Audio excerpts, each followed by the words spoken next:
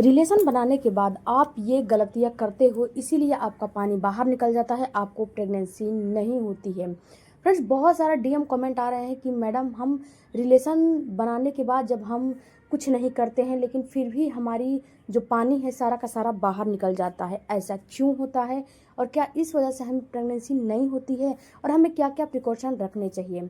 इस वीडियो में हम आपको सारा का सारा ये बातें क्लियर करने वाले हैं, तो वीडियो को पूरा देखिएगा और वीडियो अच्छा लगे तो चैनल को भी जरूर सपोर्ट और सब्सक्राइब कीजिएगा। सबसे पहले जानते हैं फ्रेंड्स कि आप जब रिलेशन बना लेते हो तो उस समय आप कौन कौन से मिस्टेक्स कर जाते हो जिससे कि आपका पानी सारा का सारा बाहर निकल जाता है।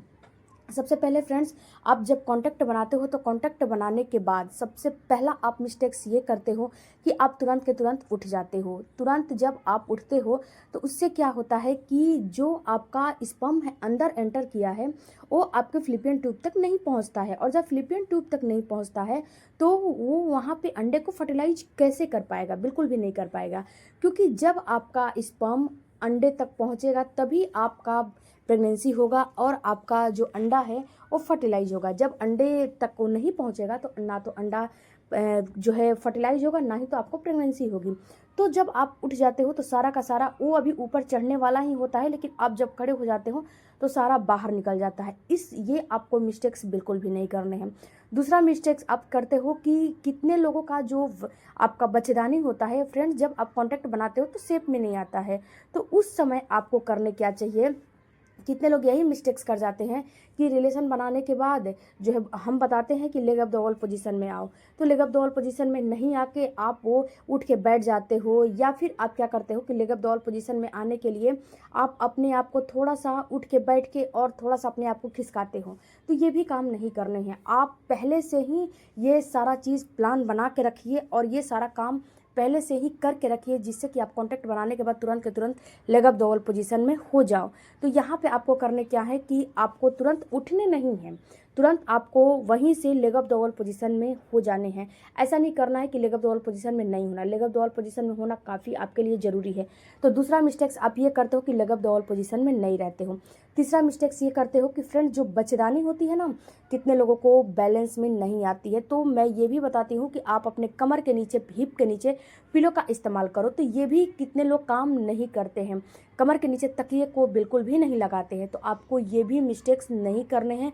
अपने हिप के नीचे, कमर के नीचे एक जो है पतला सा, ज़्यादा मोटा नहीं, एक पिलो का इस्तेमाल ज़रूर से ज़रूर करने हैं। इससे जो आपकी बच्चेदानी है बिल्कुल शेप में आ जाएगी, और जब शेप में आ जाएगी तो आपका जो स्पर्म अंदर एंटर किया है वो तुरंत फ्लिपियन ट्यूब में पहुंच जाएगा। चौथा मिस्टेक आप ये करते हो कि सबसे पहले जब आप उठते हो तो सही है, लेकिन आधे एक घंटे के बाद उठते हो, उठने के बाद आप जब वॉशरूम यूज करने जाते हो तो वहाँ पे किसी भी प्रकार का जेली या फिर शैम्पू या फिर साबुन, किसी भी चीज़ का इस्तेमाल करने लगते हो। तो ये भी बिल्कुल ही गलत है, ये भी काम बिल्कुल भी आपको नहीं करना चाहिए। अगर ये काम करते हो तो जो आपका स्पर्म अंदर एंटर किया है ये उसको मारने का काम करता है। भले ही आप आधे एक घंटे के बाद ही उठते हो, बट आपको उठना है, वो सही है, आधे घंटे के बाद तो आपको उठना ही है, बट आपको किसी भी प्रकार का जेली वगैरह का इस्तेमाल नहीं करना है, ना ही तो टिश्यू पेपर का इस्तेमाल करना है। कितने लोग ये भी काम करते हैं कि टिश्यू पेपर का इस्तेमाल करके और अपने वजाइना को डीप क्लीन करते हैं। ये भी काम आपको नहीं करना है। ये भी काम करने से आपका जो स्पर्म है बिल्कुल मर जाता है। आप पांचवा जो मिस्टेक्स करते हो वो मिस्टेक्स ये करते हो कि जब आप कॉन्टैक्ट बनाने जाते हो तो वहाँ पे आप क्या करते हो, किसी भी प्रकार का लुब्रिकेशन का इस्तेमाल करते हो, जो कि आपको नहीं करना है। अगर आपको लुब्रिकेशन का इस्तेमाल करने हैं तो आप जो मैं यहाँ पे एक कम्युनिटी में पोस्ट लगाई हूँ वहाँ से आप जो है लुब्रिकेशन ले सकते हो, क्योंकि जो मार्केट में लुब्रिकेशन आते हैं ना, वो लुब्रिकेशन थोड़ा सा स्पर्म फ्रेंडली नहीं होते हैं, वो आपके स्पर्म को मारने का काम करते हैं। तो ऐसा काम आपको नहीं करने हैं, स्पर्म को मारने का काम आपको नहीं करने हैं। स्पर्म को ऊपर चढ़ाने के लिए ही आप कॉन्टैक्ट बनाते हो, बच्चे के लिए ही कॉन्टैक्ट बनाते हो, तो ऐसा काम आपको नहीं करने। किसी भी प्रकार का जेली वगैरह का इस्तेमाल नहीं करने हैं।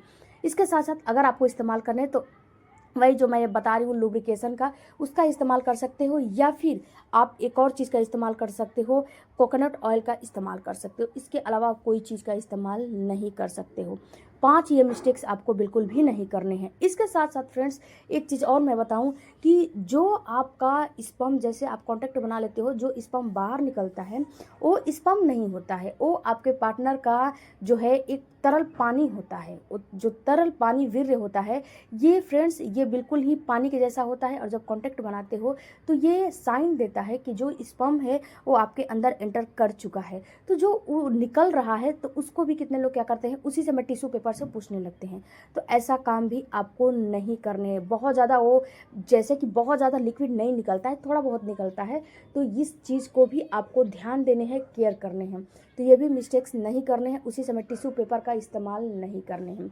अब तो इतने सारे मिस्टेक्स आपको नहीं करने हैं। इसके बाद आपको जो निकलता है उसके बारे में भी नहीं सोचने हैं कि मेरा सारा का सारा स्पर्म बाहर निकल जाता है इसलिए मुझे प्रेगनेंसी नहीं होती है। ये आपके मन की भ्रम है।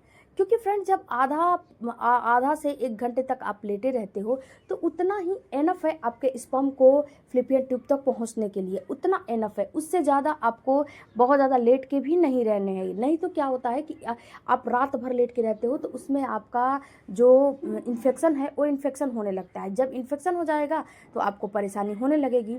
तो इसीलिए पूरा रात भर आपको नहीं लेट के रहने हैं, बस उतना ही लेट के रहने हैं जितनी कि आपके लिए ज़रूरत है, उससे ज़्यादा लेट के नहीं रहना है। तो फ्रेंड्स इन सारे टिप्सों का इस्तेमाल करोगे तो आपको 110% कहीं ना कहीं प्रेगनेंसी हो जाएगी और आपको कोई भी परेशानी नहीं होगी। वीडियो अच्छा लगा होगा तो चैनल को ज़रूर सब्सक्राइब कीजिएगा। मिलती हूँ अगले वीडियो में। आपको भी कोई भी क्वेश्चन है तो मेरे इंस्टाग्राम पे डीएम कर सकते हो और यहाँ पे भी कमेंट कर सकते हो और मुझसे पूछ सकते हो कि आपको कौन सा क्या दिक्कत हो रहा है, मैं उसका रिप्लाई ज़रूर करूँगी। मिलती हूँ अगले वीडियो में, तब तक धन्यवाद। Thank you for watching.